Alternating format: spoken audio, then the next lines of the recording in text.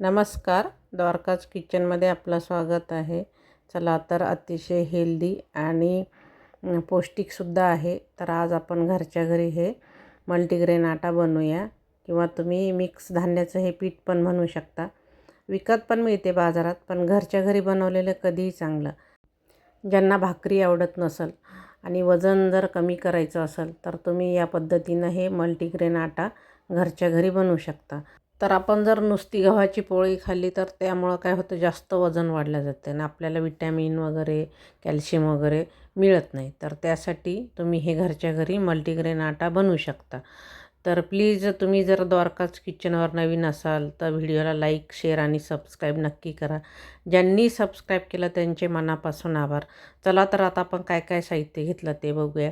तर हे मी 2.5 किलो गहू घेतले. तुम्ही गव्हाचं प्रमाण अजून थोडं अर्धा किलो वाढवू शकता.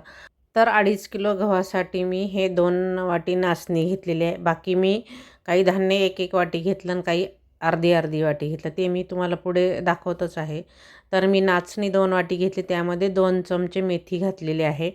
आणि हे काही धान्य जे आहे आपण जे बाजारातून विकत आणतो तर त्याला पावडर लावलेलं असतं. त्यामुळं मी ते ओल्या कापडानं पुसून घेतलं आणि उन्हात वाळवून घेतलं. बाजरी वगैरे मी धुवून घेतलेली आहे. जे तुम्हाला धान्य धुता येते ते तुम्ही धुवू शकता. तर ही बाजरी मी धुवून घेतली. छान सगळं धान्य मी उन्हात वाळवून घेतलेलं आहे, कारण हे पीठ आपल्याला 2-3 महिने टिकवायचं आहे. तर आता एका ताटामध्ये मी 2.5 किलो गहू घेतलेले आहे. त्यामध्ये आपण कुठले धान्य वापरतो तर याला हुलगं पण म्हणतात आणि कुळीथ पण म्हणतात.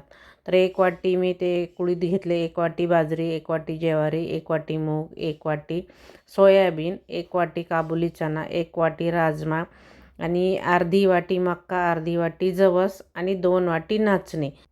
तर तुम्ही अजून कुठले तुम्हाला याच्यामध्ये कडधान्य किंवा धान्य वापरायचे असेल दुसरे तर ते सुद्धा वापरू शकता. आता आपण हे सगळं एकत्र केलं. मी एकत्र करून हे गिरणीवरून दळून आणलं बारीक, जसं आपण गव्हाचं पीठ वापरतो त्याप्रमाणे हे दळून आणलं.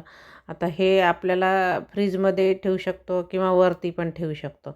चला तर मी तुम्हाला आता पोळी पण बनवून दाखवते.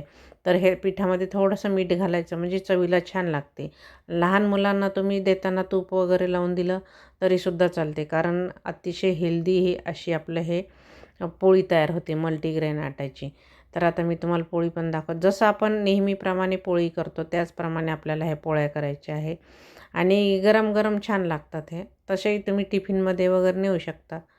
तर आता 2-3 पोळ्याची मी कणिक भिजवून घेतली. जसं आपण पोळी लाटतो त्याप्रमाणे तेल लावून वगैरे, म्हणजे पोळी छान फुगली म्हणजे नरमही राहते आणि हलक्या हाताने लाटून घ्यायची आहे. बघू शकता मस्त गव्हाच्या पोळीसारखीच पोळी दिसते. तुम्हाला जर वाटत असेल नाचणीमुळं थोडासा कलर वेगळा दिसते तर तुम्ही गव्हाचं प्रमाण वाढवू शकता किंवा नाचणीचं प्रमाण कमी करू शकता. तर आता आपली छान पोळी लाटून झाली. तवा पण गरम झालेला गॅसवरती मी आधीच तवा ठेवला. थोडंसं तेल टाकून घेतलं तव्यावरती. छान मस्त आलटून पलटून तुम्ही तेल वापरू शकता किंवा तूप वापरू शकता. मस्त खरपूस अशी आपल्या नेहमीच्या पोळीसारखी ही पोळी भाजून घ्यायची आहे. बघू शकता मस्त फुगलेली आहे.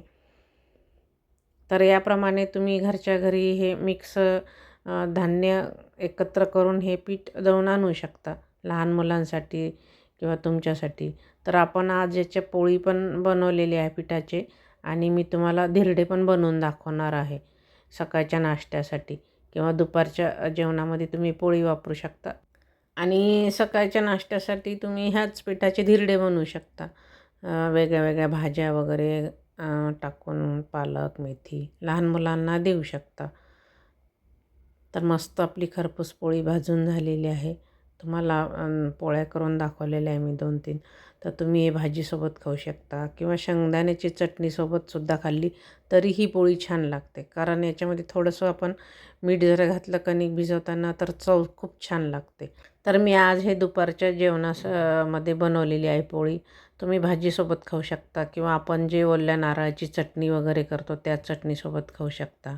सकाळच्या नाश्त्यामध्ये बनवायची असेल तर अशी ओल्या नारळाची चटणी किंवा शेंगदाण्याच्या चटणीसोबतसुद्धा अप्रतिम लागते. थोडा बदल म्हणून कधी पोळी बनवायची, कधी असे धिरडे बनवायचे त्यामध्ये तुम्ही गाजर, काकडी किंवा पालेभाज्या बारीक चिरून टाकू शकता.